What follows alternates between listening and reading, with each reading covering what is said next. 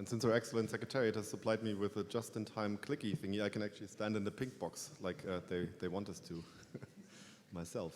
So I'm Lars Eckert, I chair the IRTF. This is sort of the usual status update of what's been happening. This is a long version of the slides that I'm going to show at the plenary later too. And I'm very pleased that there's so many in the room. I just want to make sure that you know there's not going to be any network function virtualization on the agenda today. So if that's why you're here, disappoint you here. Anyway, so we are the IRTF, but we do follow the same IPR disclosure rules as the IETF. The reason is that it's very confusing to everybody if we wouldn't, because the meetings are so indistinguishable, especially when we meet during the IETF week.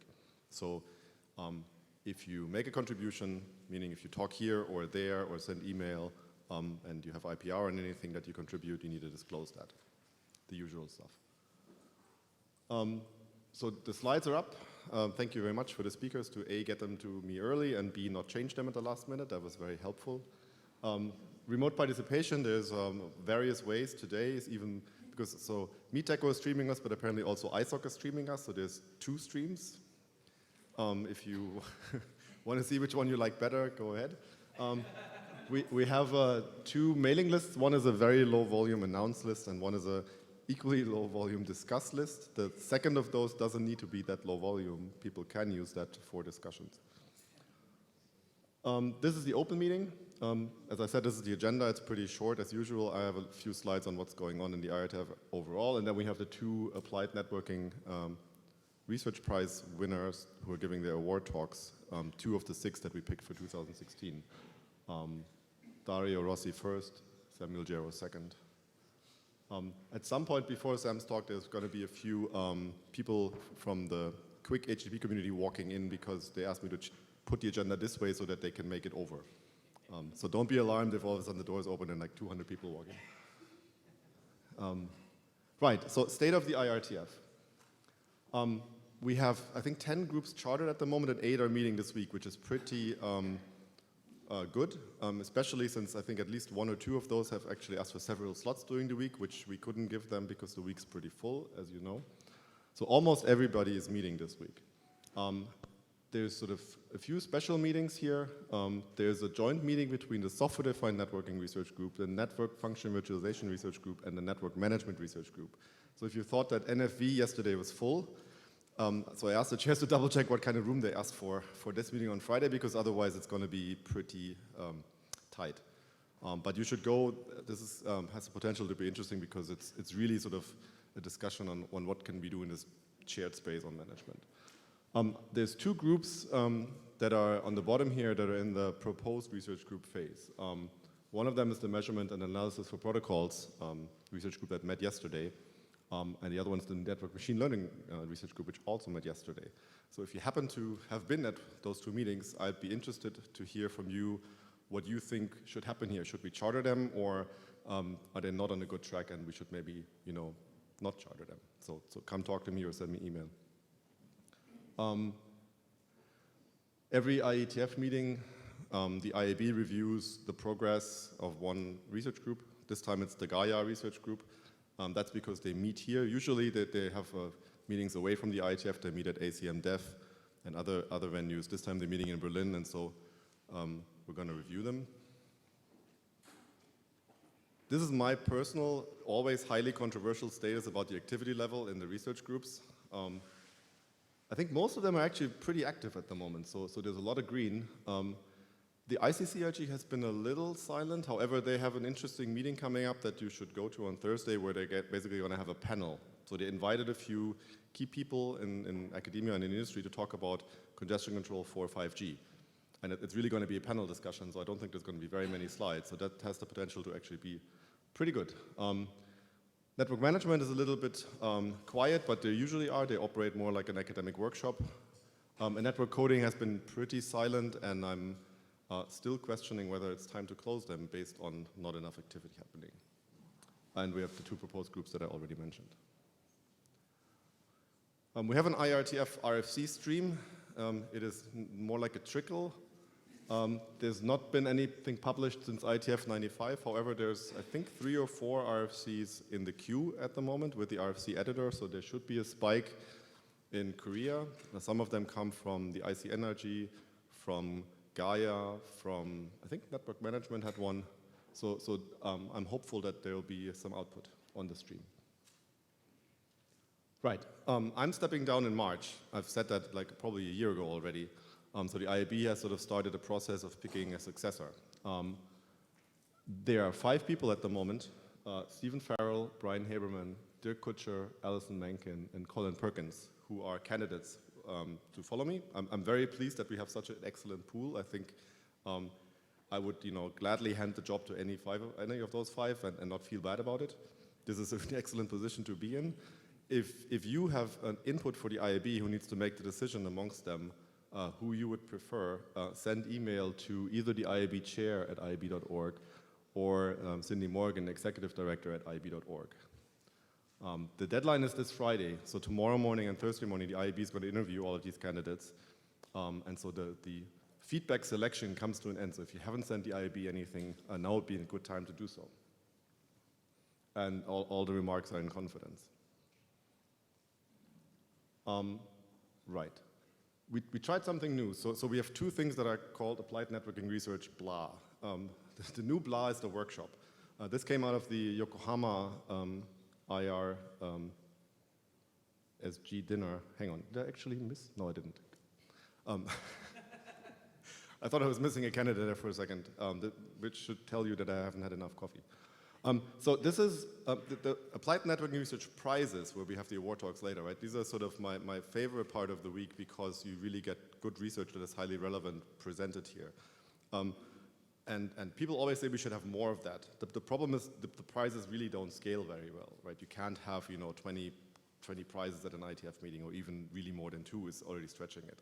But we wanted to find some other way to engage more with the research community. And this workshop was born out of that discussion. So this was an academic workshop sponsored by the forum, right, for researchers, vendors, network operators, and standards community to discuss emerging research that's applied. And we want to specifically sort of find things that might transition into IRTF or IETF work. So it's an academic workshop, it's peer-reviewed. It has open access proceedings in the ACM Digital Library, which was brought up by academics as being important, right? So we are a publication venue. You get a DOE, you get into the ACM DL. It's sponsored by ACM SIGCOM, the IRTF and the Internet Society, and we had corporate support from Akamai, the Cyclops Project, and NetApp. We have full papers, which for a workshop are usually 6 pages or 7, and short papers, which are 2 pages. Both of them are published. For the full papers, we got 17 submissions, we accepted 9. They had a 20-minute presentation slot plus lengthy Q&A allocated to them at the workshop. For the short papers, we basically, those were given 5 minutes, and the point was to advertise the poster about the short paper that we had up in the breaks, and that worked reasonably well. So the short papers didn't really get a whole lot of face time, that's okay for 2 pages, but the ability to discuss with the people over a poster was actually very good. We're planning the next one of these. So the idea is that this would be a yearly thing. And at the moment, we sort of think that we might do the next one of these in Prague next summer. So I think we have one Stucky as a PC chair. We also got a lot of feedback from people that were attending the workshop about what we could do better next year. Some of those suggestions we certainly try and incorporate because they, in retrospect, make total sense, and we wish we would have thought of them before this one. So I promised that the call for papers will come out earlier than it did this time. It took a while to set this up with the ACM, and we wanted to make sure that we have all the ducks lined up before we send people a CFP. So there will be a bit more time next year to actually get the paper in and have more of a shepherding process as well. So you can go to the IRTF.org website, ANRW/2016, and the program is up, the recordings are up. Many of the slides are up if you are interested in what happened there. Right. The Applied Networking Research Prize is the second thing that we do, right? And this is the main part of this meeting. This is something that we do together with ISOC. We got 53 nominations for 2016, which was the highest number yet. So I'm very happy with that. We had a really good pool of papers, and it was really tough to actually pick 6. We have a selection committee that's some IETF people, some IRTF people, some academics, specifically people who maybe won prizes in the past, right? So we figured if you've done relevant work, you might also be able to help us pick relevant work. We picked 6. At this IETF, 2 of them will talk, Dario Rossi and Samuel Gero. We have corporate support for this by Comcast. They just agreed to renew the corporate support for the next cycle, so thank you very much. Comcast by no means needs to be the only corporate sponsor here, right? If you have work for a company that is, has a budget for funding research activities, talk to Matt and me. I think we'd be happy to add your logo to this slide and to other materials. And having more money allows us to, for example, bring back the prize winners more than once, or bring more prize winners back more than once. Because oftentimes there is actually something that, an engagement that happens, and they have good reason to return, and more money equals more plane tickets, and we can strengthen that. That would be really good, I think. This is also the 5th year anniversary of the ANRP. We just realized this. So we started at IETF 81, which is 15 IETFs ago. And Matt dug out a little bit of statistics, and I dug out a little bit of statistics. So we awarded 26 winners so far, right? And if you are interested in where the papers appeared that we awarded, right? So 8 of them were at ACM IMC. So we really like to award measurement papers. So if you want to get one of those prizes, step 1, get into IMC. It's not so easy, right? But SIGCOMM, NSDI, CONEXT, also sort of the top quality conferences in the field. We have some IEEE security symposiums and sort of various other venues, transactions on networking, journal and special areas of communications, and so on. But there's a pretty strong bias in the selection towards IMC and SIGCOMM, which I think especially IMC makes sense, right? Because everybody loves to look at data and measurements. It's really approachable, and it really also serves the purpose of the prize, which is to inform the IETF community about how the internet works, and measurements do that. Of the 26 prize winners, 13 of them came back on their own money, which is, I think, a pretty good record, right? 4 of them are here at this meeting. 11 came back as a return trip. The community basically said, this guy has started to show up in this working group, and he should come back. We need to do something, or she needs to come back. So ISOC has some of the budget that we have, I mentioned it, right, funds these return trips. But we can't do it for everybody. And so it's nice that 13 of them spent their own money to come back. So I think that's a really, really good indication. And we got 1 research group chair out of this, which I personally think is the best thing ever. This is showing you a little bit of acceptance rate. So in the year we had this many nominations, we awarded this many awards, and so the rate is roughly 10 to 15%.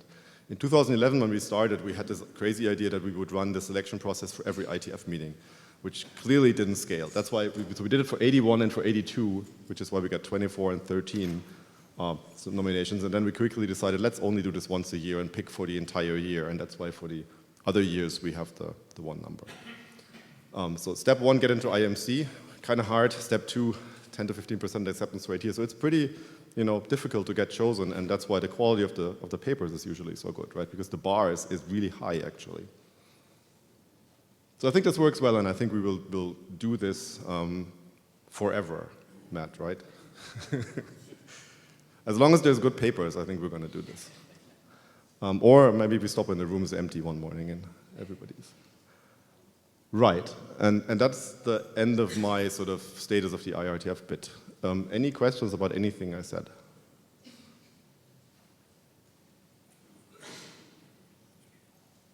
Excellent.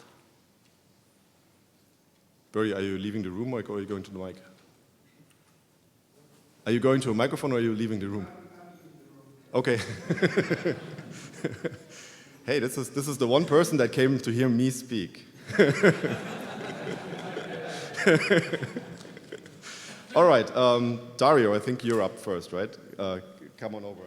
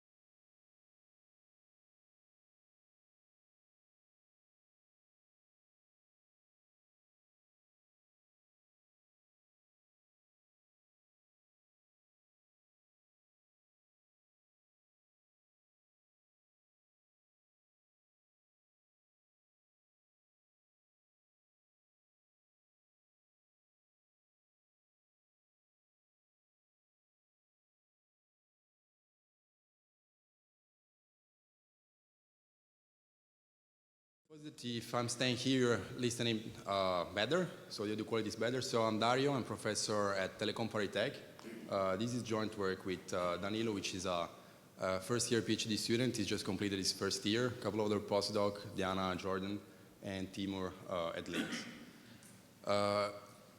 So this work is going to be on characterizing IPv4 adoption in the anycast space. And if I were to summarize this talk in a single slide, then it would be this one. So in a single slide, there has been work in the past that aim at finding anycast prefixes. And basically, the work was mainly about detecting who are the prefixes that are anycast. So our work brings this one step further, trying to geolocate where those replicas are. In the spirit with the IETF, so I want to mention a couple of things. So one is that anything that you're going to listen to this talk is going to be open source, which means the software that we're using, as well as the data set. Data set that we use to gather the publications. So everything that you are seeing, you're welcome to use it if you find it useful. Okay. So the outline of the talk basically is going to provide, at the beginning, some background on the technique we're using. So the prize is about one paper, which is the Connex paper, and I'm referring to this paper as the foreground, so the main meat of the talk.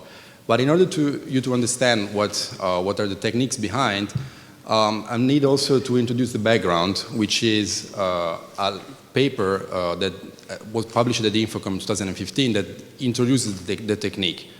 So I need both because the technique is going to be the building block that we're going to then use to scale this analysis to the internet level, performing one censuses, multiple censuses. The data that we were doing in Connex was related to March 2015. And since December, we kept doing this monthly, so new data is coming. Then since there's a little bit more time, and we kept working on that, I'm going to also illustrate a little bit the future work, the ongoing work that we're doing on this area, notably about the study of the infrastructure and evolution, as well as application to BGP hijacking. So the second thing that you should never use is this, in combination.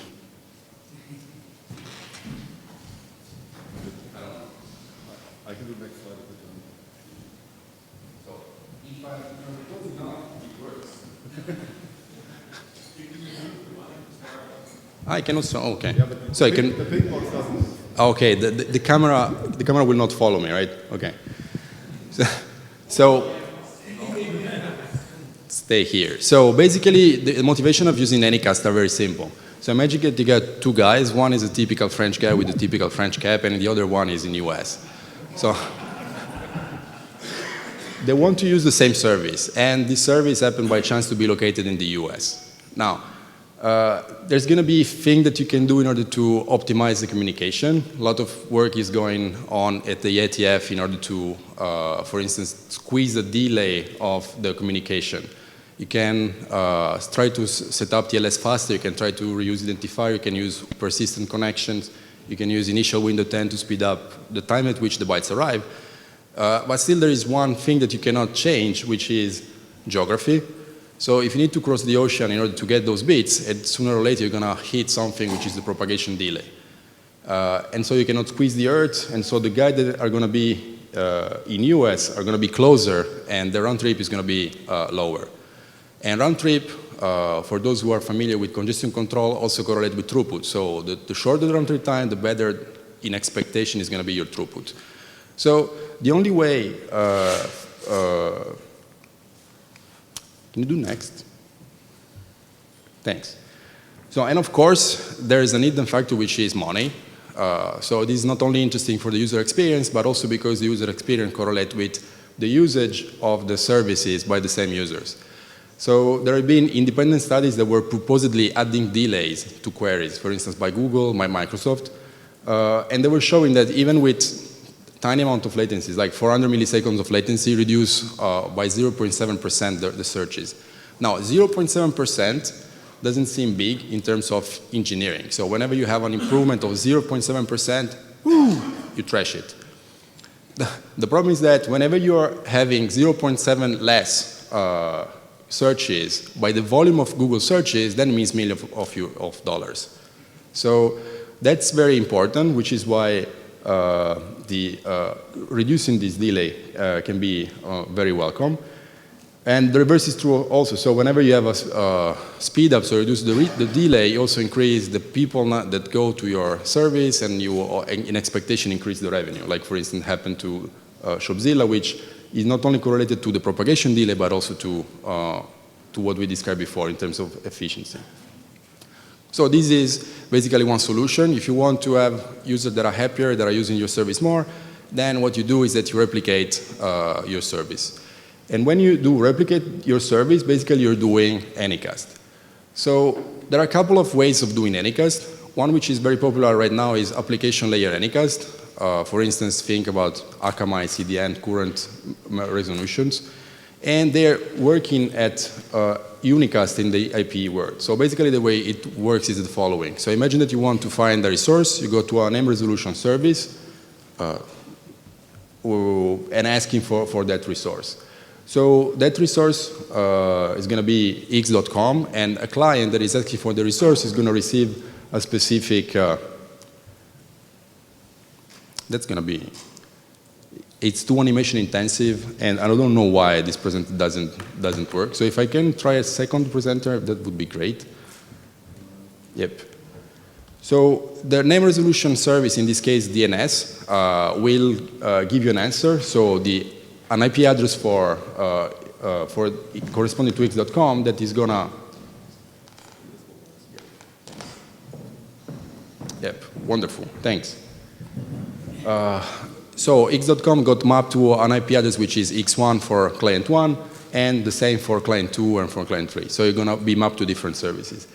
Now this is very good because you have very advantages, like for instance the ability of doing a very fine-grained mapping. You can specify the selection criteria with total freedom. You can guarantee connection affinity, you can guarantee fast failover, but there are also disadvantages, which is basically the need to manage this service, which can be complex and ad hoc. So there are very interesting papers about Akamai, about how do they realize this service for the multitude of services they are using, which is why an alternative technique, which is interesting, is to use IP layer anycast. So in a nutshell, IP layer anycast is to have multiple servers that are serving exactly the same content, that share the same IP address, which is going to be advertised by multiple BGP point of origin, which means that the BGP announcement is going to propagate in the network. Routers will receive possibly multiple such announces, and whenever clients want to reach that address X, they will just delegate this to forwarding. So it's going to be natively supported by IP, totally transparent to the application. You have some level of tuning. The disadvantage is that you don't have fine-grained control, and BGP metrics are not necessarily performance metric, are more likely tied to economic incentives. Another problem is that it's possibly prone to prefix hijacking. I'm going to comment briefly on that later.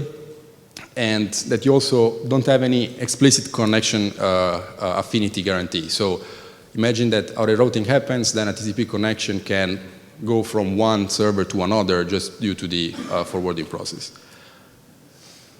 Our focus is going to be on IP anycast. So, for instance, think some very popular addresses that everybody knows is, for instance, Google 8.8.8.8. There are also Cloudflare, Edgecast, beyond the classic DNS root servers that are using anycast. So imagine that you want to geolocate those. Now you go to commercial databases. I'm listing some of the answers that you can get from those. For instance, when you query Google, then you're going to get Mountain View, California. Well, right, that's the headquarters. Close. Then you get New York, New York. Very nice song, but not there yet. Then you also get United States, MaxMind. And moreover, you get United States with a very, very precise geolocation, so that was time varying, independent. And when you go over Google Maps and trying to find where the location maps, it's going to be the geographical center of the United States, which is okay, but you don't have the accuracy. So if you knew that the bubble was possibly over the whole set of the United States, that would be valuable information. Still, you would miss the point, because by definition, with anycast, you would want to have more than one answer. And here you're just getting one answer. So what could we do? And this is going to be about the methodology that we are going to use in this work. We could use distributed measurement. For instance, this is a tool that is using this launching measurement from multiple places in the world, so United States, Europe, and Asia. Is using traceroute, ping, and other tools. And if you ask to trace one of those IP anycast addresses, it's going to tell you, oh, look, this thing is happened to be in Mountain View, California, because it trusts commercial database for the visualization. And I'm reaching it in 2 milliseconds from Ireland, which is a little bit weird, because you're going to faster than speed of light. And those that have tried to publish that things go faster than speed of light had to step down recently, right, from the places in applied physics. So in the internet, your equation is going to be 1 millisecond roughly. You can travel about 100 kilometers. And this is due to the fact that you have optoelectronic conversion. You have the fact that you don't walk in a single straight line from Ireland to California, but you follow the coast, for instance. The speed of light in fiber is not like the speed of light in vacuum. You have BGP, so you're not going as fast as speed of light, but you're in a factor of 3 of that. Okay, so implicitly already seeing from this, you could detect, wait, that's a speed of light violation. So 2 milliseconds means that if really this guy from the United States, this guy from Europe, and a guy from China are hitting the same IP address in 2 milliseconds, well, that must be 3 different things. And these 3 different things are anycast. So this basically, the idea is not new, and this was precisely the tool that was used in NANOG work by Renesys to detect who are the anycasters. And our work is going to be to raise this to the next level and geolocate where they are. So just to give you a brief coverage of related work. So I'm going to talk about 2 things. One is the technique to do the geolocation, and second, the scaling this technique to all the IPv4 space. So in terms of geolocation technique, there are these NANOG work that we already discussed that is using traceroute to just do detection. Then there are a couple of work that manage to do also enumeration, but they are relying on protocol-specific technique. They just work, for instance, for DNS. They are making DNS chaos queries. In the chaos reply, you get some very specific information that is made by operational DNS root servers that is going to convey you the IATA airport code where the anycast replica is located. So this works only for DNS. So now we're going to leverage this information in order to validate our technique, but our technique itself will not use this information. We're going to just be based on latency probes, as few as possible, so that this technique uses a fistful of ping, so about hundreds of ping are sufficient to do a quite accurate geolocation of the probes. And we validate it for DNS and also for CDN like Edgecast and Cloudflare, where we had to develop another additional technique to find ground truth. Then once we have this technique, what we can do is that we can analyze what are the deployments of anycast. Typically, people have taken a quite small set of targets. For instance, most of them were looking at DNS services, and they were studying them with really fine-grained eye. So they were looking at metrics like proximity, affinity, availability, load balance of specific deployments. Our focus is going to be different because we're going to take all the IPv4 space and geolocate those replicas, so we cannot achieve the same fine grain, and we'll mostly gather some aggregate metrics, as you will see. So the workflow is going to be as follows. We're going to first start with the building block, which is the analysis tool. That is going to be fed by large-scale measurement from Planet Lab, from RIPE, in order to extract those things that are anycast. And so let's start with an overview of the technique. So we do start with measurements taken from multiple vantage points. Since you know, or you're supposed to know the position of the vantage point, then once you have a latency measurement, you can map this to a disk, which is a geodesic disk, which is the maximum distance that this packet can have traveled on the network. And so basically, a set of measurement maps to something like this on a map. Then what you do is that you apply the detection violation, the detection of speed of light violation technique that we saw before. So whenever you have two disks that do not intersect, those two disks are contacting two separate replicas. And our point is that we want to be able to find the largest set of disks that do not intersect, which by definition, each of which contains one anycast replica. And we do this by phrasing the problem as a maximum independent set problem, which is an optimization problem which is known to be NP hard. And that's a little bit unfortunate because it means that in order to solve it, it takes time. So what we can do is that we can solve it with the brute force approach for deployments where you have a finite number of replicas, like for instance Planet Lab. It takes some hours. And then we can also use a known approximation, which are greedy approximation, that in all the possible spaces achieve deceiving results. 5 approximation means that you find 5 times less anycast replicas you could find with the brute force. But in this particular problem, we show that they're practically indistinguishable from the optimal. And the advantage is that you're going to be much faster, so you're going to be much more scalable. Now, the process works as follows. You find all the disks that do not intersect. And so since these disks here intersect, you cannot no longer consider it. Why? Because it may be contacting a replica which is not in the intersection, or it may be contacting one replica which happens to be exactly here in the intersection of either of those two disks. So in this case, you would stop at 3, and this is your number. Still, we are not there at individuate finding in which city are those replicas. And so here we're going to use another criterion, which is going to be a classification problem. And we're going to pick with our maximum likelihood criterion something which is very simple. So you're going to pick simply the largest city in the area. So you're going to trust me with this for one reason. I'm going to show you how the latency disks look like. Basically, 90% of the disks are larger than 1,000 kilometers. The radius of Earth is 6,000 kilometers, so many of our disks are bigger than the Earth, so which basically means these are totally useless. There's huge latency noise, and so in order to filter out those noise, what you do is that you need to take into account something which is a side channel information. And the side channel information in question is pick the largest city. So why is that? We started from saying you want to deploy anycast in order to ameliorate services for users. So where do users live? In cities. So if you want to optimize for the majority of the user, where you should place your servers? Well, close to where those users live, so close to large cities. Now, of course, when I'm saying that the server is going to be in Paris, it's not going to be sitting in the Opera Paris because the land price is too costly. Okay, so it's going to be in the Paris neighborhood, and given that in our case 1 millisecond equals to 100 kilometers, well, we're going to say that this probe is going to be in the vicinity of that city. An additional advantage is that since most of the technique that we can use to validate the approach are leveraging information which is encoded as IATA airport codes, once we pick a city, we can verify whether our classification problem was solved in a correct fashion or not. And so, for instance, in this case, we would be picking Frankfurt because Frankfurt is the most large city in this disk.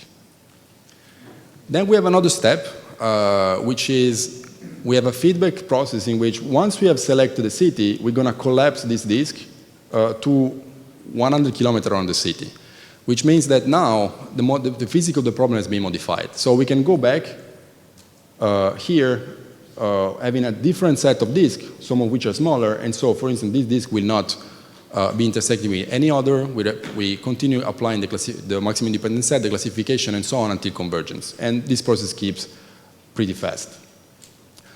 So at a glance, what we achieve is that we have 75% recall with respect to the ground truth of DNS and CDNs. We have a geolocation which is precise in 75% of the cases, so we are picking the good cities. And the median error in the remaining cases is about 300 kilometers, so which is not huge. It is protocol agnostic, so we just need latency, so we can apply it for DNS, for CDN, for whatever service. We'll see that later. It is lightweight. We are using 100 times less probe than previous work. It is fast. We are doing this in hundreds of milliseconds with respect to thousands of seconds that it require the brute force. And as I told you, the performance are quite close. It is ready, so there is open source to code to measure, analyze, and map. So the code works from RIPE and from Planet Lab, provided you have a RIPE account and a Planet Lab license, you can use that. And there's also an open data set along with the code, which is the one that we use to publish the results. So you can confirm, or even if you want to ameliorate the tool. So now the main meat. So the reason why I'm here speaking is that then we took this technique and we applied it at scale. I'm going to skip about some of those details, but I have a lot of backup slides if you're interested, and you can interrupt me anytime if something is not clear, if you want any further details. And the main thing that I'm going to talk about here is how do you scale up the technique, and the need to be gentle to do that, so that you can get results that I'm going to quickly scream through. So how does a typical IPv4 census look like? You start from 10 to the power 7 live targets. So this is a EP hit list, which is provided by John Eidman at EZ.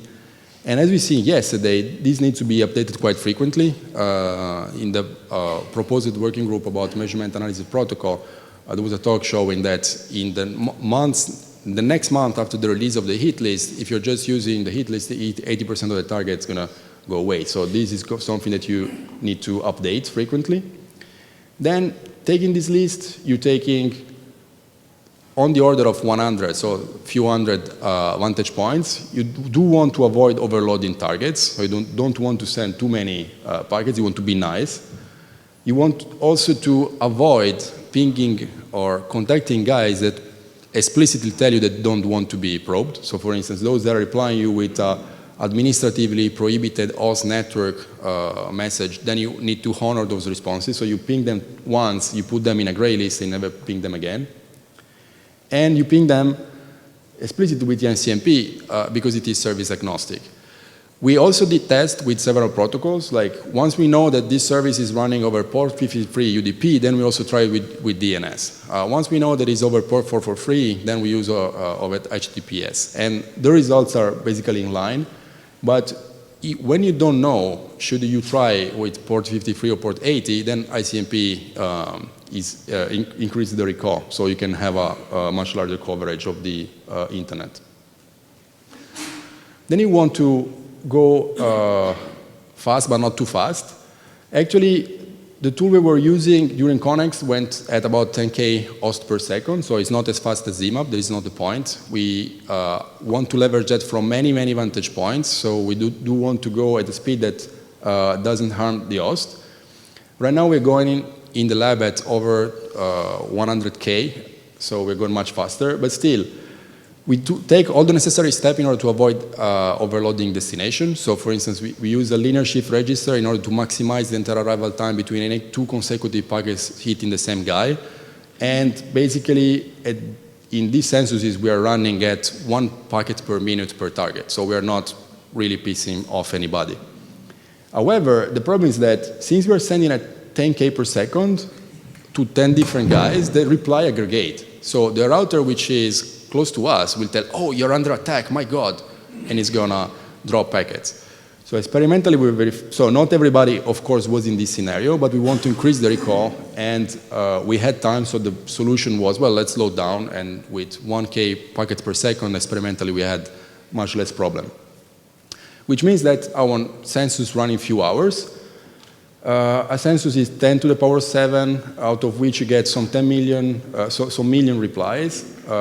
Out of those, some 100,000 ICMP errors, of which some are the gray listing that we saw before, and then you get still millions of replies, on the order of 5 to 6 million, if, depending on the census, on the month, on the week.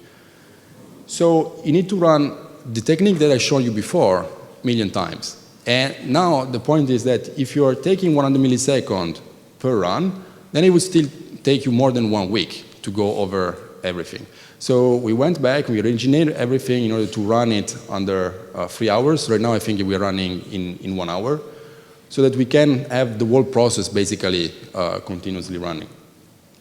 Now, once you're done so, and you're done with the analysis, what you get is basically only 10 to the power of 3 targets, so /24s, there are anycast. So basically, this is the proverbial needle in the IPv4 haystack. So let's look at how does these addresses look like. So here I'm showing a couple of things at a glance. So this is the cumulative distribution of the number of replicas that we can find over 2 different platforms, Planet Club and RIPE, using a number of vantage points which is reported here.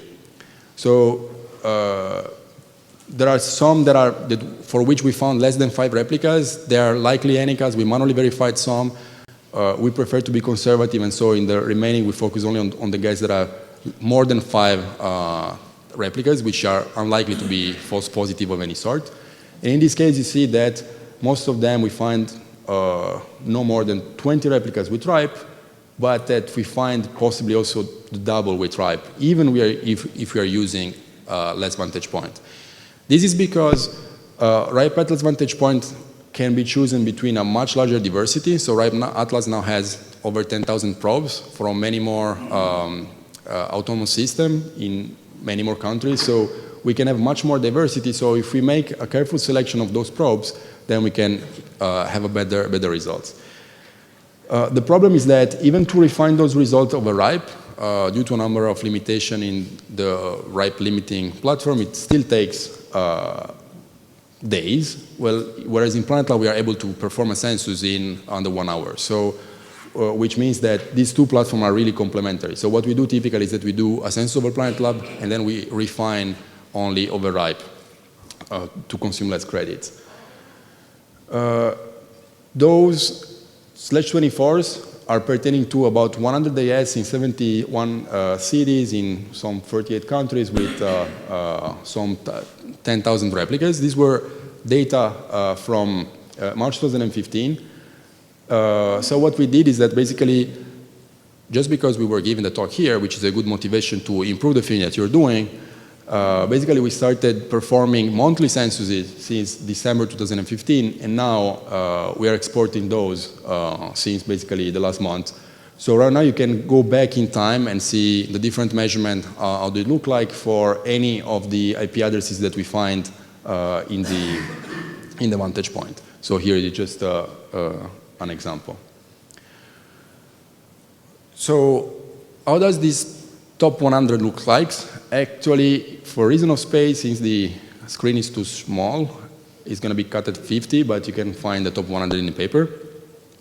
And you immediately see that you find basically all good big fishes. So here what we were doing is that we were probing each /24, then from whois information we were aggregating multiple /24 to a single owner. For instance, here over hundreds /24 belongs to Cloudflare, which is one of the top CDN. And so we did the process iteratively, so to find CDNs, service provider, hosters, important autonomous system, social network, and security companies. So all the big names are there. So basically we found the silver needle in the IPv4 haystack. So we got important ASs, we got people that are serving popular host content. So this is the Alexa rank and Kaida rank. Kaida rank is for placing autonomous system, how important is an autonomous system in the internet topology. And the Alexa rank tells you how much a web domain is popular over the internet. And so you find people that are consistently serving quite a lot of pages that happens to be in the Alexa top 100K, so among the top 100,000 popular pages. You get a lot of service diversity. We perform a complementary port scan exhaustively of 1 target alive in each of the /24 in the census. And so you can see that, okay, there is port 53, DNS, we expected that. There is port 18, port 3, okay, can be expected because there's CDN. And then you can find oddities like Incapsula and OVH, where you have really a lot of ports which are open. I'm going to comment a little bit on that later again. Then you find very heterogeneous footprints. You have people that have hundreds of /24 that are serving anycast contents, like Cloudflare, and you have people that have only a single IPv24 prefix. Okay, which gives you an idea of, if you want, the fragmentation and diversity of the deployment in the space. So which is why we couldn't go and find and consider each of these deployments in isolation because they are pretty different one from the other. So from the complementary port scan that we did, some interesting findings, for instance. Like I said, we were doing stealthy scan over all ports, and so we found not only CDN and DNS, but also unexpected traffic like OpenSSH, which is not the typical thing you would expect to find on an anycast replica.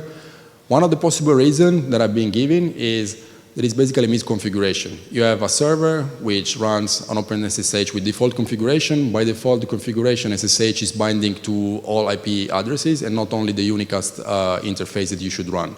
But if you have any other explanation, I'm willing to take it, so from an operational experience. Then we also look at the number of open ports. This is a complementary cumulative distribution function. It's an ugly plot. To be explained, but just to point out that there are, for instance, over 10,000 open ports in OVH. OVH is the largest hoster in Europe, the third in the world. So there is quite large diversity of services that are served over anycast. Then we were also doing a breakdown of the software that is running using the Nmap fingerprinted techniques. And we were also trying to correlate how different is the web ecosystem for the anycast from the web ecosystem from the typical unicast. And the correlation between the popularity of those software is pretty different, meaning that exactly as you do for the DNS, that run a special version of the bind daemon, which is made for root servers, then also the popularity of web services is different from unicast to anycast. For instance, here you can find things that have been customized by Cloudflare or Edgecast. So these are their own products specifically for that. Okay, so this basically summarizes a little bit of the finding we had in the Connex paper. Of course, there are more details, but I'm not going to go over all of them. I'm going to just want to comment a little bit on how could you use this technique. So we've been using it, for instance, over historic write measurement. You can go back in time and see what was the architectural evolution. And here, applying the technique or looking at the DNS chaos ground truth, so you can see how things did evolve. This is, of course, for DNS, but you can do it for any target that were traced in RIVE. Then, orthogonal to the spatial and temporal dimension, we did another thing, which is taking a look of real passive traffic. So we have a passive probe in several ESP in Europe. We have a list of the targets that are anycast worldwide. So what we can do is that we can cross-check what is the traffic that a user see with the list of IP anycast traffic and give a description of those traffic. So this is just an eye candy that shows that even there is a huge diversity of the thing that people see. Just a quick statistic. In the typical day, about half of the users are going to encounter an anycast service just because some of the popular services like WordPress by automatic is hosted over anycast. So this is pretty popular. We also find interesting stuff like, for instance, RTP radio over anycast with session that lasted for hours, which is a little bit a comment about the fact that anycast is pretty stable despite the fact that you have strictly no control over the BGP process, so it can be routed at any moment. But then, since you're using a live radio, well, they should work in practice right for the user, otherwise they wouldn't be using those services. Now, as a final thing that I want to talk about is our recent work on BGP hijack detection using this technique, not only this technique. I mean, in one slide it's going to be very short, so I'm not going to be able to explain the whole details. I just want to convey some messages. And this is this work is being carried on in a context of a Google Faculty Research Award being awarded last year. So remember that I said that IP anycast, one of the problems was that you could hijack it more easily. Why? Because basically BGP hijack, you can have multiple points of origin that advertise the same IP prefix. Now, the difference between an hijack and anycast is whether the routers are authorized or not to advertise this prefix. And there's a lot of proposals for solving this problem, though none are deployed yet. So this can be a problem made harder by the fact that implicitly in anycast, you would already expect to have multiple routers advertised in this. And so in order to debunk whether this is really anycast or this is somebody which is trying to exploit this, is going to be harder. So how could we use this technique in order to help in this space? Well, we have basically two ways to do it. So one is having reactive scan on suspicious BGP announces. So you receive an announce you wouldn't expect, and for instance, you issue iGreedy measurement on suspicion. Well, the problem is that even though we were doing that, the BGP hijacks are of short duration, so nobody knows exactly whether what is the duration of the hijack. So there are hijacks that last for months, but there are also hijacks that are supposedly be in the order of minutes. Right now, the monitors are exporting BGP information in the order of 15 minutes. Now with BGP stream and other very recent advances, we are moving to the 5 minutes region. But basically, this means that whenever your control plane sees something, your data plane would have seen it like 5 minutes ago. So issuing a measurement now, well, it may not bring any useful information. So which brings us a different perspective, which is, okay, then what about scanning proactively all the /24 prefixes like we're doing now? Of course, possibly with a subset, so with an opt-in mechanism. If you don't want to be pro, just tell us we're going to blacklist you. And if you then change your mind, well, we're going to remove you from the blacklist. And so what we could do is that we can make measurement continuously, store, say, the last hour of censuses made at a frequency of 5 minutes, so that if any time you see something in the BGP control plane, then you will be able to ideally go back in time and say, oh, how does the data plane measurement look 5 minutes ago? Which is basically this Back to the Future service that we are building up and that we plan to make available sooner or later. So the main problem here is that in order to go from hours to minutes, then you need to go much faster than the current speed. The point is that also detection is easy in the geolocation, and that we can parallelize the thing, so we don't need to have everybody going to all the nodes in the same time. You want to do that if you want to achieve an exhaustive geolocation, but if you just content yourself with detection, well, you might also get away with parallelization. And also, as I said, the software can run much faster, so we have hopes to make this service working. So which leads us to the conclusion. So basically, I'll show you one technique to perform accurate and lightweight detection, enumeration, and geolocation of anycast replicas, which is independent on the service. Then we apply this technique to perform several censuses, which is quite a lot of engineering, and we get some interesting results with expected findings as well as unexpected findings. Whenever you scale something at the scale of the internet, of course, there are many interesting things that you didn't expect that you find. And notably, we find big fishes that are also in popular content, but also with remarkable service diversity. So for instance, something that we found that I didn't tell anybody because nobody cares any longer about peer-to-peer is that we found also BitTorrent trackers that are hosted over anycast. So these guys are very good. They're very efficient. Then, I mean, who could else I can tell that technical community like this one? Okay, and as I told you, so we are doing this thing monthly, and we are exporting that. So we have gathered good feedback from people that are using the service. So if you have any suggestion on how can we make this more useful to you, don't hesitate either to ask now or to talk later. So with that, I'm concluding, and then I have a scary set of slides that probably you don't want to go over with. But I mean, this is the floor is yours. Now you have time for questions or comments.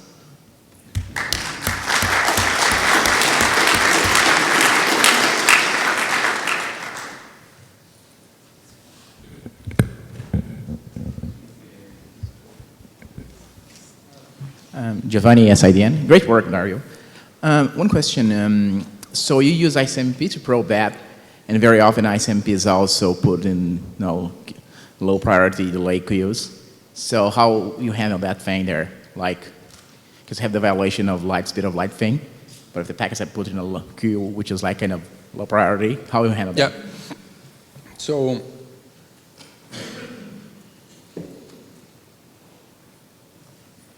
I'm going to probably show you two slides. So one is, we already seen. So this is the distribution of the latency. And actually, most of the things that we are seeing are in a space that brings you in the size of a continent. So whenever you're above 10 milliseconds, you're already in a radius which is pretty large. So you don't even need to mention buffer bloat. Buffer bloat can go to a space of seconds, which is here, and basically you are in intergalactic communication radiuses, right? So the circuits that are really useful are those that are really, really small. And you don't know how to, this is the biggest problem. So once you find some guys with good connectivity, well, okay. But you know it's not necessarily easy to find them in advance. And just probably, oh, sorry, this slide, which is useful. Okay, it tells you, it's a little bit different from the question you asked. Basically here we're putting a threshold and we are discarding these that are over a given threshold, okay? Which is basically sort of the same in a mirror fashion. You're asking, oh, what happens if you have disks that are very large because the packets are queued or they are low priority? So basically this is packets that are gonna incur a high latency, and these are basically gonna be factored out in the solution of the problem, because the solution of the problem takes, as you can see, disks that are short, and then even if you start thresholding, even disks that are very large, so these correspond to the size of the Earth, and this is wider than the size of the Earth, then you don't care, because basically in the greedy solution you're gonna sort disk by increasing size, and there are chances that the most useful disks are gonna be the smaller. Then that depends on the geometry of the problem. If you are in a space which are nobody around, even with a very large disk, if you're alone, then maybe in the solution you're going to be picked up. But otherwise, what you rely on is in the existence of this lucky guy that have a privileged path, that are close basically to this replica, they are sitting on the anycast replica, probably because they are in the same internet exchange point, whatever. So those guys are the one that you want to select with the, as a result of the optimization problem. So the others are just the overhead that you incur because you need to do those measurements. And then once you see, oh, 100 millisecond latency, you're not trashing it away, but the solution of the algorithm will. Okay? Thank you. Thank you.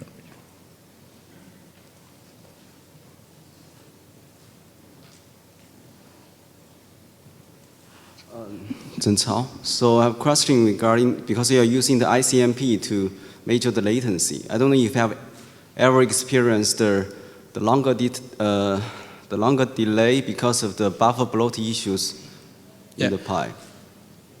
Oh, wait a second. Sorry. So as I'm showing here, this is the dataset we are making public. This is the dataset from the Infocom paper. We recently had an extended JSAC paper which export different protocols. Then the censuses were only done with ICMP because it's more lightweight. But here we're using ICMP, DNS, and HTTP. For instance, this one is one of the reasons why Planet Lab is interesting. I couldn't mention it before. So RIPE, you cannot run HTTP measurement because RIPE policies prevent to use HTTP in order to circumvent, for instance, legal barrier in a given country. So you could use RIPE in order to download content which is illegal in your country. So here we were doing measurement with different protocols. And I think I have, so let me check this validation for CDN. I have a validation for a protocol, which is not this one, so this one. So here we have ICMP, TCP, DNS over UDP or DNS over TCP. So you know that whenever a packet reply exceeds 512 bytes, DNS will retransmit it over TCP, so you can also use TCP over DNS. And basically, this curve shows that whenever you're trying different services, whenever you're using ICMP, irrespectively of the service, CDN, DNS, well, you're always having the same recall. If you're using different protocols, then you might, for instance, if you're using DNS, well, you only get DNS because Edgecast is not running a DNS service, Cloudflare neither, and Microsoft is replying to your HTTP requests. So if you're using DNS, well, you would lose, okay? So clearly, there is, at a given point, Cloudflare stopped replying to our pings to their internal addresses. But this said, the fact is that, okay, you're going to have difference, and I'm trying to go back to the slide that I showed you before, which is this one. You're going to have different protocols, we're going to have different latency measurement, possibly because they are differently treated in the routers, although it is not the place where buffer bloat is going to be. Buffer bloat was mostly at the edge of the network, so in the access where you have large capacity in front of a relatively narrow pipe. Routers are made to treat packets at line rate, so there you wouldn't expect to find very large queuing delays. In this case, if you're using ICMP, you know that you're going to get 3 times median latency with respect to the speed of light, so this is basically the slowdown you have. With TCP and UDP, you have slightly different figures. There is a recent paper in NotNets by a NS project, which is Internet the Speed of Light, where they're doing precisely so. They're evaluating what is the overhead, or if you want the stretch with respect to light speed for different protocols. And the numbers are slightly different, but basically you're going to be back into this slide here, where, okay, provided that you don't have huge additional factors, if that factor is still bounded, well, you still get away with exactly the same result. I don't have a picture that is showing the accuracy, and I'm jumping from one slide to the other, sorry. For this, we were seeing that the recall was different, but then once you were running the results over those guys that were replying, for instance, pick TCP for Edgecast, pick ICMP for Edgecast, run iGreedy. Do the result match? Yes. So they were perfectly matching with a round index of 1, which is basically the two things are exactly indistinguishable. And the reason being that whenever you are finding guys that are 1 millisecond away, they're going to provide you with extremely accurate. So whenever you find those guys, you're going to find people that are extremely reliable in telling you where the probe is located. If you couple this with the fact that you're not selecting at random, but you're picking largest cities for the criterion that will be given above, then you basically factor out those problems tied to the huge latency noise that, by the way, use ICMP, use TCP, use whatever you want. 90% of your disks are basically trash with respect to the information you can get out of the latency. So you just use latency as a hint, and then you move to other thing, which is basically side channel information, as I was telling before. So I don't know if this convinced you, but... Last question. Yeah, Giovanni again. This is all for V4, which is pretty interesting, of course. I was wondering if you... I know V6 scan is pretty hard. I mean, it's pretty hard to do nowadays. The space is too vast. But if you could like reverse DNS, the IP addresses of this V4 you found, and then get the quad A records and run V6. Yeah. You guys did something like that? So the software is V6 ready. So it means that iGreedy can work with this V6. So doing the V6 census, that's another story. Mm-hmm. Okay. So what you mentioned, we tried to do it with the reverse DNS. The point is looking for, okay, I have a name, then I'm going to find A6 records or AAA records, and I'm going to ping those. And I mean, there are not so many guys that reply, for instance, in the Alexa ranking. So right now, it's not so easy to do it automatically. It is ready. Sooner or later, we can do that, so the software runs. Then doing censuses, we didn't thought about it, because the scaling can be a little bit different. And still right now, I mean, there are many presentations about, is it everybody reachable from IPv6? So you're adding another source of complexity, which means that, okay, you can try, but you don't know whether it failed due to whatever problem in the midterm. So a couple of years from now, probably it would be interesting to have another try. We have a look at it, but for the time being, we set it up aside. Okay, thank you. All right, thank you. Thank you. So the second winner is Samuel Jarrow from Purdue, who's a PhD student, fourth year you said, I think, right? Who's presenting his security analysis of Quick.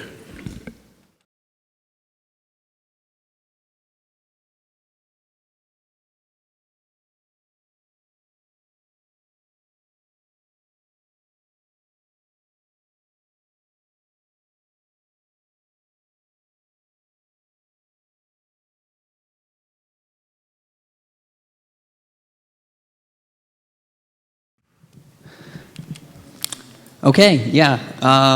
As Lars said, my name is Samuel Jarrow. I'm a PhD student from Purdue University.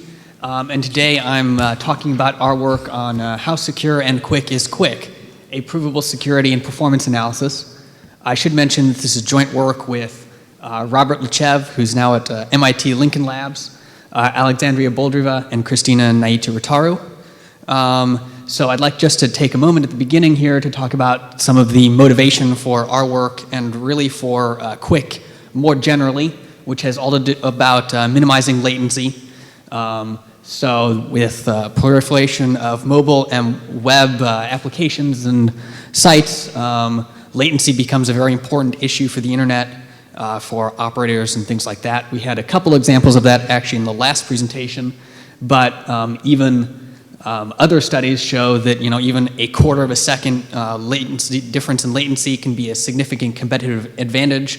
And there's one study that even says that, well, Amazon loses 1% in sales for every tenth of a second increase in latency.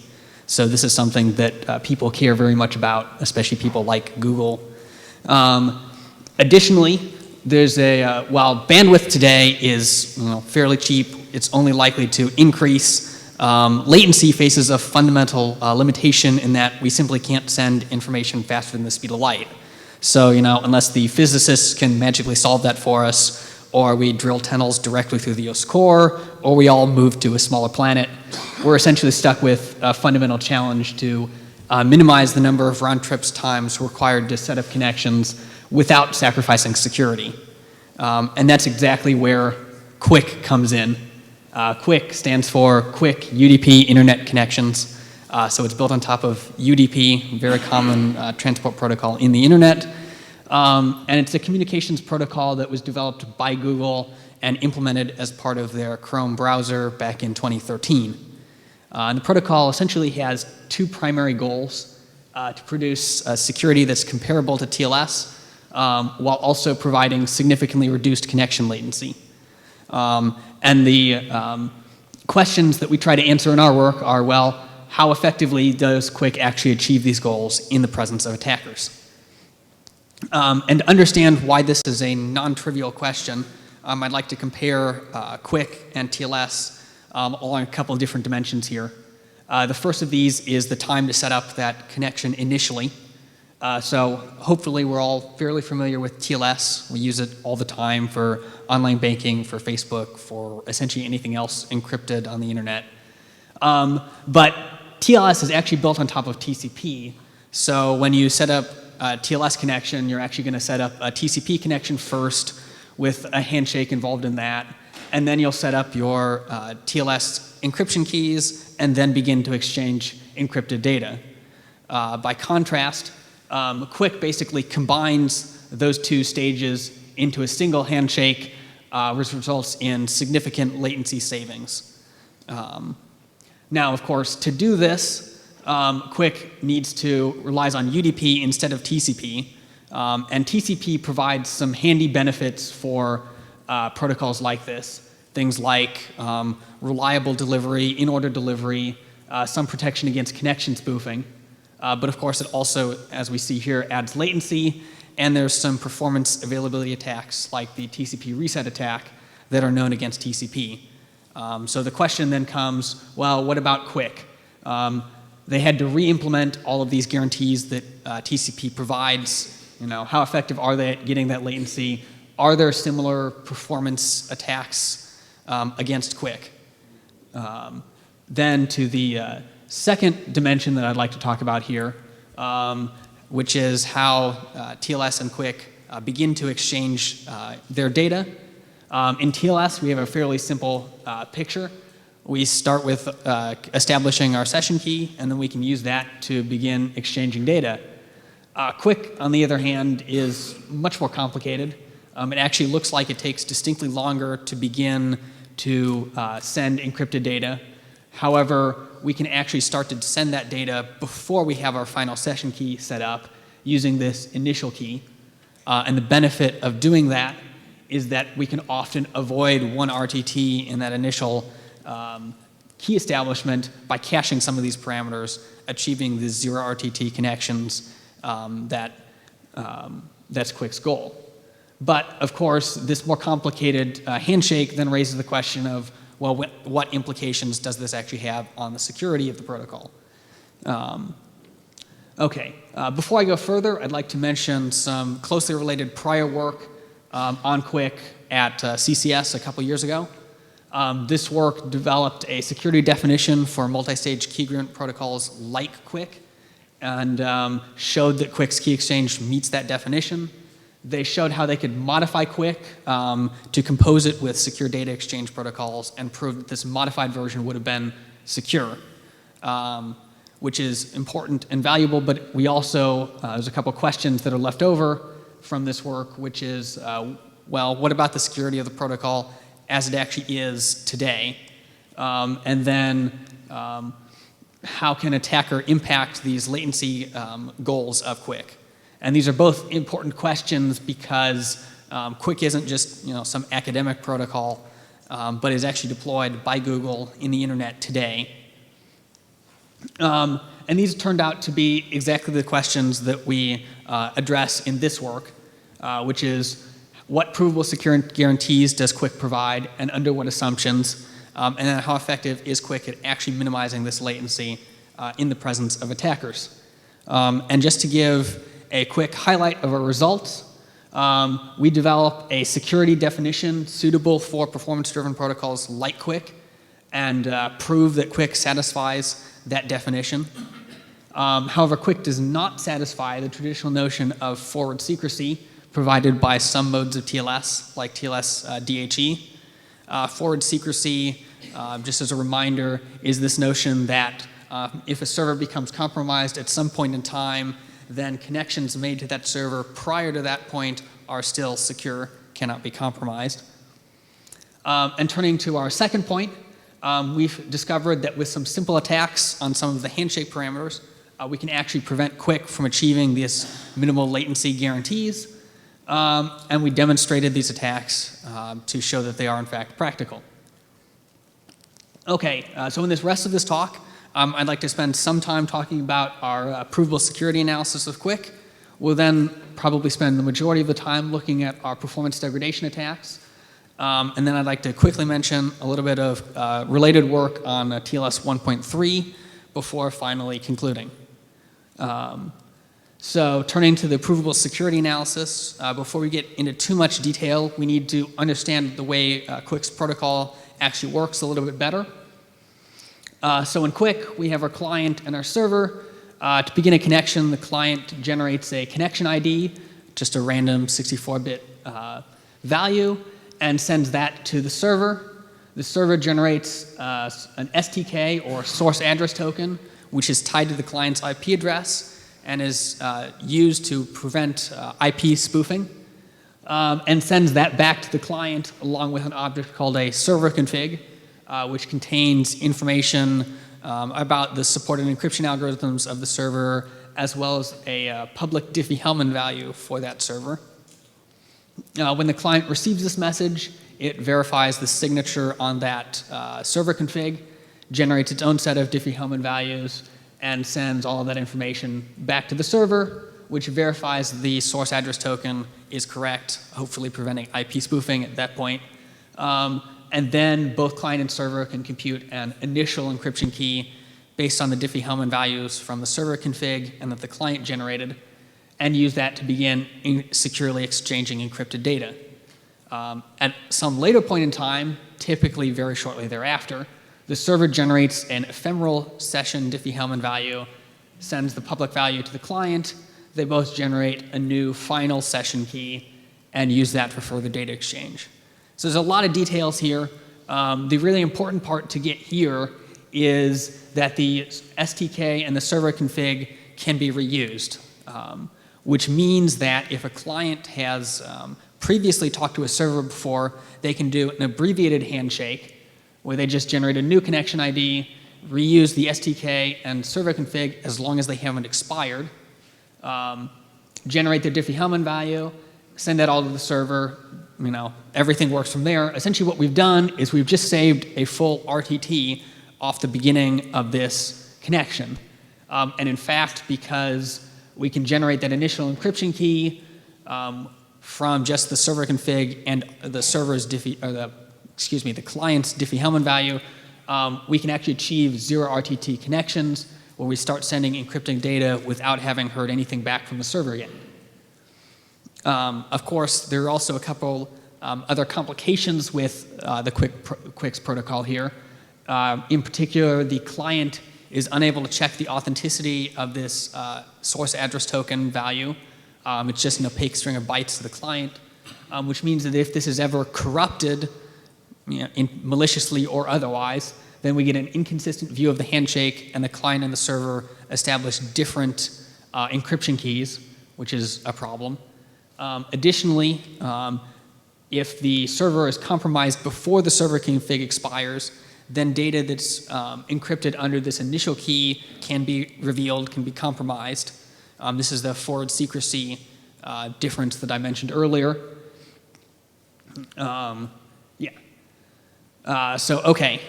we developed a provable security proof or analysis for QUIC.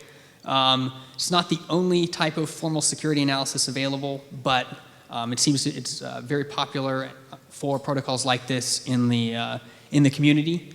And basically what this means, how we went about doing this, is we developed a protocol and environment definition, who the entities are that we wanted to model, how they communicate. We then built a security model which defines what the attacker is allowed to do, if there are multiple attackers, whether they can collude, whether they can corrupt entities, whether they're allowed to only observe or to observe and modify the communication, and what the attacker has to do to be considered successful. So are we only interested in attacks on confidentiality and authenticity, or we also consider attacks against denial of service, IP spoofing, things like that? From these two components then, we build a proof by reduction, which proves that the attacker can succeed with only negligible probability under reasonable assumptions on the building blocks of the protocol, the digital signature schemes, block cipher schemes, and so forth. As you can probably guess from that description, this is a very dense analysis, very notation-rich, very complicated. I'm not going to bore you all by presenting all the details here. What I'd like to do instead is to just talk about some of the complications that we face in this analysis, and then present the main security result. So probably the biggest challenge that we faced in doing this analysis was that prior analyses of TLS, of which there's a large body of work here, are not suitable for QUIC. It's very relevant work, but it's not suitable for QUIC because in QUIC we can begin exchanging data before that final session key is set, which is not possible in TLS and not supported by all of these other analyses. I should mention that there are newer analyses of TLS that came out after our work that may be more suitable for that, for analysis of QUIC, but that obviously didn't help us when we were developing this. Another challenge that we faced is that parties can set distinct different initial keys in the QUIC handshake, which means that the traditional notion of having a matching conversation to capture data privacy isn't sufficient, and we need this new notion about setting a key with an entity to be able to capture that. Also, as mentioned, the server config is public and can be reused before it expires. That means we need this weaker notion for forward secrecy for these initial keys, where the keys are completely secure once the server config that's used for them has expired. However, the traditional notion of forward secrecy still applies for the final session keys, so we're still good there. And then finally, UDP does not address unordered delivery of data or spoofing. which means Quick has to implement all of that itself. And we'd really like to, and did include that all into the security model that we built, which means we need to be able to capture all of the different complications that involves. Okay, so to address all of these, we developed a new protocol model to capture data exchanges with these multiple keys. We call this the Quick Communications Model. We built a new security notion, Quick Authenticated and Confidential Channel Establishment, based on the notion used to prove the security of TLS. And from all of that, we established our security model, and I can present our final security result, which is that Quick meets our notion of security here if the underlying signature scheme is strongly enforceable under chosen message attack, and Quick supports two well-known signature schemes. Quick note, we discovered that neither of these schemes have been proven to be strongly enforceable. They have been proven to be unforgeable, however, and we believe our proof could be modified such that that would be sufficient for Quick. More details about that are in the full version of our paper. We also need the underlying authenticated encryption scheme to be indistinguishable under chosen plaintext attack and authentication secure. And Quick uses AES and Galois counter mode, which has been proven to provide these properties. We also need a couple very standard security assumptions, that the strong computational Diffie-Hellman problem is hard, and the random oracle model for the HVAC and the key derivation process. So provided all of these things are true of Quick, then we can prove and did prove that Quick is secure. Okay, so that's the provable security analysis of Quick part. The performance degradation attacks is what I'm going to talk about next here. We've found basically two classes of attacks against Quick. The first relies on replaying public cacheable objects, things like that server config or that source address token, which ultimately results in fooling the client and the server into believing that a connection is making progress, such that they waste significant time and resources trying to continue that connection. The second class of attacks that we found operates by manipulating unprotected packet fields, which ultimately leads the client and the server to have different views of the handshake and compute different encryption keys, at which point everything fails. Both classes of these attacks are smarter than simply dropping packets or delaying packets because they're harder to detect. And they also confuse clients and servers into believing that the connection is making progress, such that both parties waste significant time and resources, computational and memory, on these connections that will never succeed. Ironically, these attacks also stem from the parameters whose very purpose was to minimize latency in the first place, the server config and source address token particularly.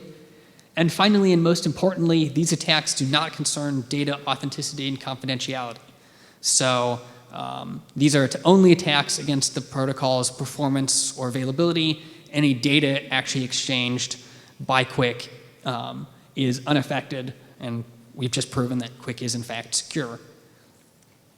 Okay, so these are the 5 different attacks that we found against Quick. We targeted the Quick Chromium implementation from a couple years ago, which was current when we started this work. We implemented these attacks in Python, leveraging the Scapia library. The really important thing to take away at this point is that these attacks can be used to deny clients access to any application served over Quick, and then they cause the servers to waste significant resources, time, and memory for keeping state. I don't have time to talk about all of these attacks in detail, but I would like to talk about just 3 of them here to give you a flavor of what these attacks are like. So the first attack is the STK manipulation attack. STK is this source address token that's used to prevent connection spoofing, IP spoofing. In this attack, we've got our client, our server. Our client generates a new connection request and sends that to the server, which generates this STK value that's tied to the client's IP address, and sends that along with the server config back to the client. Unfortunately, there's an on-path attacker in the middle of the network, and what this attacker can do is he can modify that STK value, just change it to some other value, and send that to, forward that on to the client. The client then attempts to verify the server config signature, which succeeds. The server config is genuine and unmodified, generates its Diffie-Hellman values, sends its reply message back to the server, which is again intercepted, and our attacker replaces that its malicious STK value with the original one, which is important because the server will immediately attempt to verify that. At this point, the client and server then compute their initial keys. Unfortunately, that source address token is used as part of the input into the key derivation process, which means that they compute different initial keys, and at that point, they can't exchange any, or they can't decrypt any of the exchange data. And this attack is made significantly more powerful because once those initial keys are established, essentially all messages that Quick exchanges after that point will be encrypted. So any error messages that might clue the parties into the fact that this connection is horribly broken can't be decrypted and are of no value. As a result, what ends up happening in this case is that the connection will wait until an idle timeout occurs before being abruptly terminated. That takes multiple seconds at the client side and actually multiple minutes by default at the server side. Until that happens, this connection is stuck in a hung state. The second attack that I'd like to talk about is the server config replay attack. In this attack, again, we have our client and our server. The client generates a new connection request, but there's this attacker that's in this network that's listening for these connection requests and generates a spoofed reply to that request way faster than the legitimate server actually can, because the attacker is closer. And this spoofed reply contains the genuine server config for the server. Remember, the server config is public cacheable information, so it's easy for the attacker to get it either by snooping prior network connections or even contacting the server directly. The attacker also places a fake randomly generated STK value into this message and sends that to the client. The client again verifies the server config signature, generates its Diffie-Hellman values, and tries to talk to the server, where predictably the STK that the attacker supplies fails to verify. At this point, then, these clients already established their initial key. Clients already established their initial key, so all messages they send are encrypted. And any error messages from the server that could correct the situation are actually rejected because the client thinks it's already received the first message from the server, so it throws them away. And again, it takes an idle timeout to eventually terminate this connection. The third and final attack that I'd like to talk about is the STK replay attack. In this attack, our client sends a connection request to our server, and the server sends the usual reply message with the server config and source address token. However, there's an attacker in this network who's sniffing for these response messages, grabs that server config and STK value, and begins spoofing lots and lots of connection requests from this client.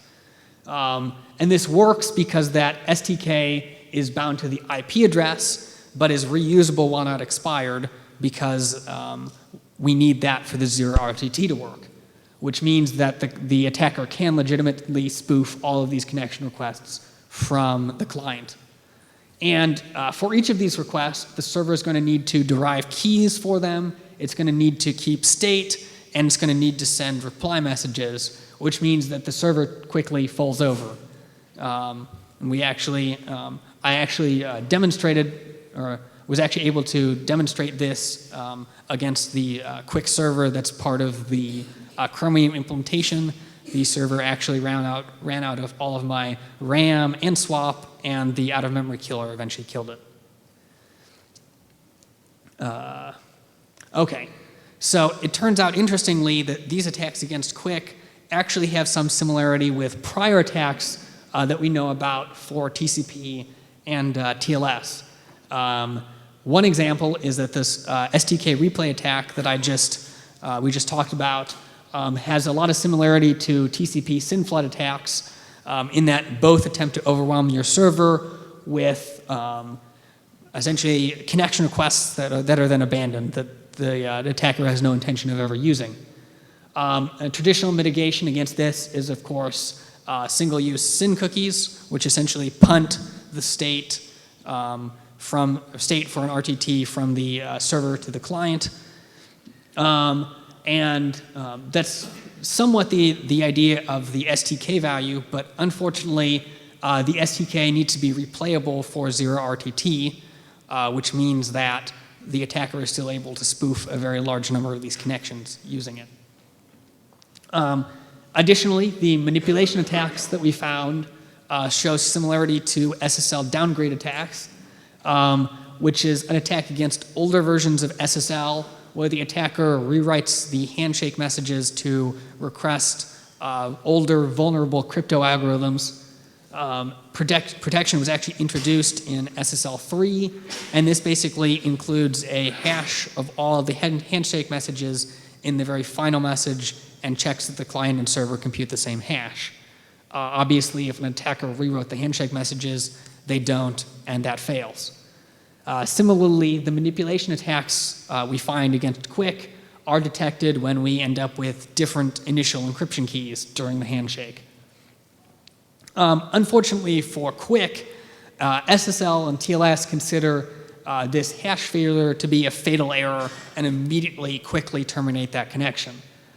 In Quick, this failure to decrypt is not considered a fatal error, and as a result, the protocol doesn't terminate the connection quickly, and we have to wait for this connection timeout before these connections terminate.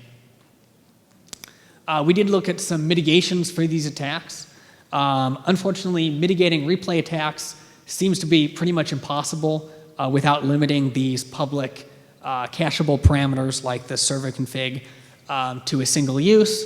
But of course, doing that prevents 0 RTT connections, which is, of course, one of Quick's major features. For packet manipulation attacks, the situation is a little bit more hopeful. We could sign all of these modifiable parameters that contribute to the encryption keys, but this introduces additional signature-related computation and overhead, which is actually also a source of denial of service because attacker can spoof a large number of these connection requests, which require signature verification. Okay, so at this point then, we've talked about our provable security analysis. We've talked about the performance degradation attacks we found. I'd like to spend just a couple minutes talking about recent related work on TLS 1.3. In case you're not familiar, TLS 1.3, next version of the TLS protocol, currently in draft stage. I think the current draft is like dash 14. Hopefully it becomes standardized here soon. Turns out TLS 1.3 actually has a number of similarities with Quick, including a handshake with multiple keys and a 0 RTT mode, very similar to Quick's. Also, very encouragingly, from a provable security perspective, we've already seen a number of provable security analyses for TLS 1.3, despite it still being in draft stage. So, whereas for prior versions of TLS, it took something like 20 years from the initial development of SSL to having a provable security analysis. And here for Quick, we demonstrated a provable security analysis a couple years after deployment. Here for TLS 1.3, even before the standard is finally standardized, we have a lot of work being done and a number of provable security analyses already published, which is very encouraging work. Just to briefly talk about a couple of those, at CCS last October, there was a work that showed that the TLS 1.3 drafts are in fact secure multi-stage key agreement protocols, and showed how to compose them with symmetric key protocols to securely exchange data. And then just a couple months ago at IEEE Security and Privacy, there was a work that developed formal models for all of the TLS 1.3 handshakes. And there's a number, there's like a full handshake, a pre-shared key handshake, the zero RTT handshake, maybe a resumption handshake. I have to, don't remember precisely. And then they used some automated automated tools to prove the security of all of these handshakes. And then similarly, another work at that same conference showed that all of these handshake modes compose together securely in an arbitrary order. So TLS 1.3 doesn't have any of these multi-handshake attacks like we've seen against prior versions of TLS. Also, very interesting, so while provable security is very, very important, we also need to study the security of our implementations and the environments in which they're deployed. Another work from CCS last year demonstrated an attack based on the weaknesses of RSA-based PKCS encryption that results in attacks against TLS 1.3 and QUIC if they coexist with prior versions of TLS, and even though neither QUIC nor TLS 1.3 actually support PKCS. And basically this attack uses the prior versions of TLS to forge a signature that TLS 1.3 and QUIC accept, thereby breaking their security. So not only is provable security analysis is important, we also need to carefully study the environments and the implementations where we actually deploy these protocols. And that pretty much concludes my work here. Just as a brief summary, in this work we developed a security definition for performance-driven protocols like QUIC and proved that QUIC satisfies our definition of security. And then we discovered and implemented 5 different performance degradation attacks against QUIC, showing that they are in fact practical. That concludes my presentation. If you're interested in learning more here, I encourage you to check out our full paper at ePrint or off of the author's websites, which has all of our security definitions, proofs, and all details on the attacks. And with that, I'm happy to take questions.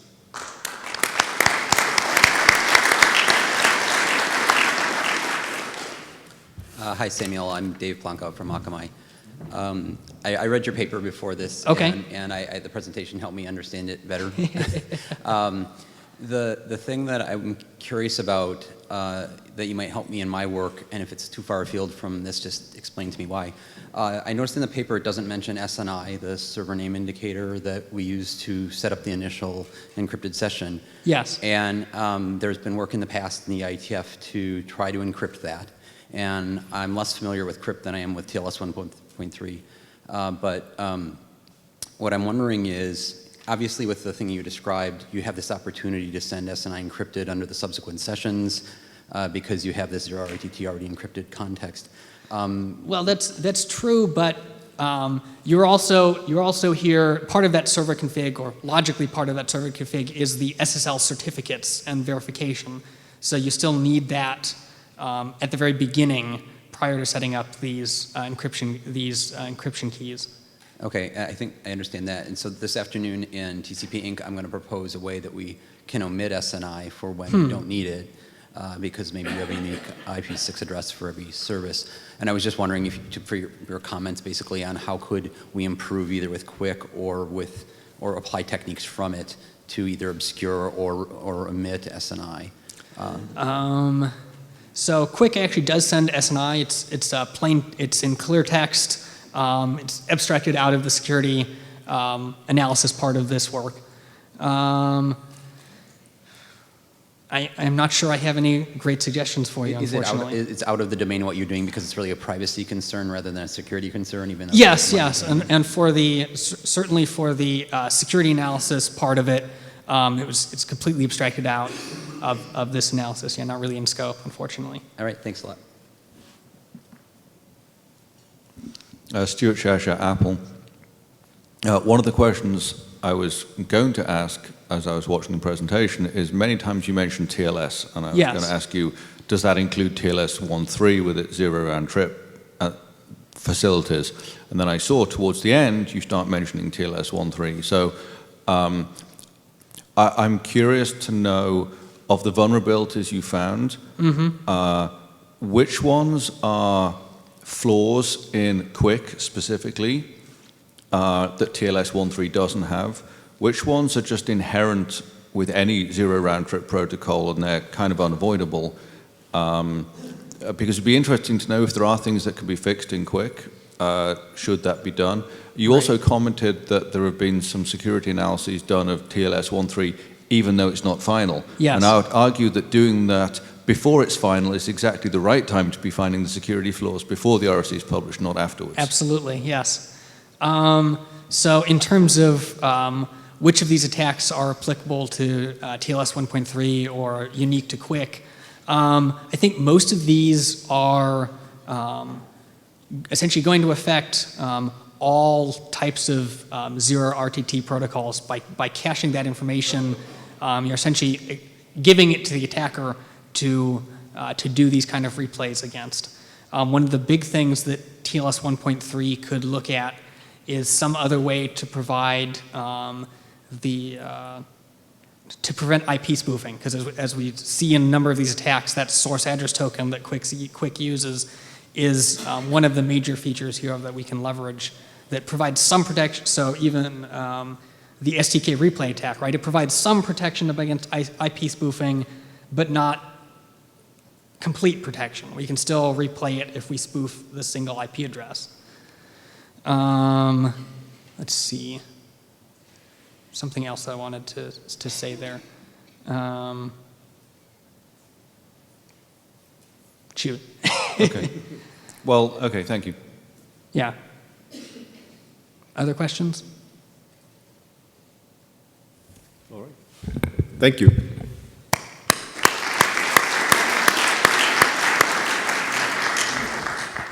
So I was so fascinated by these two talks that I totally forgot to put the blue sheets into circulation until the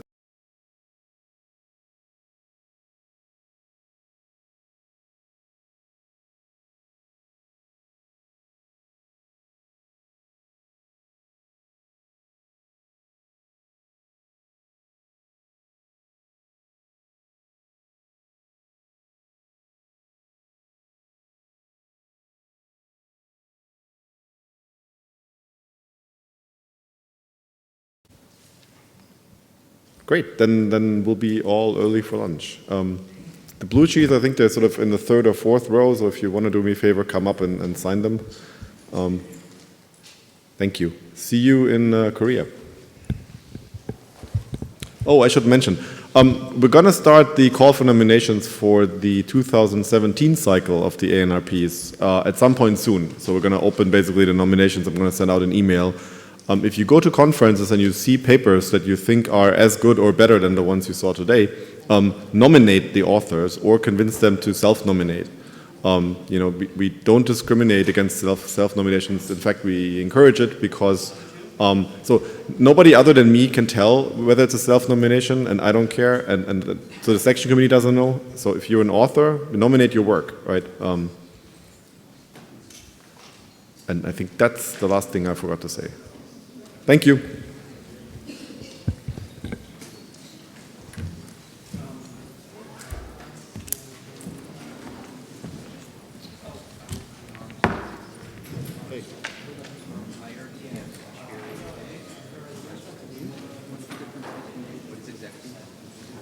Sunday morning.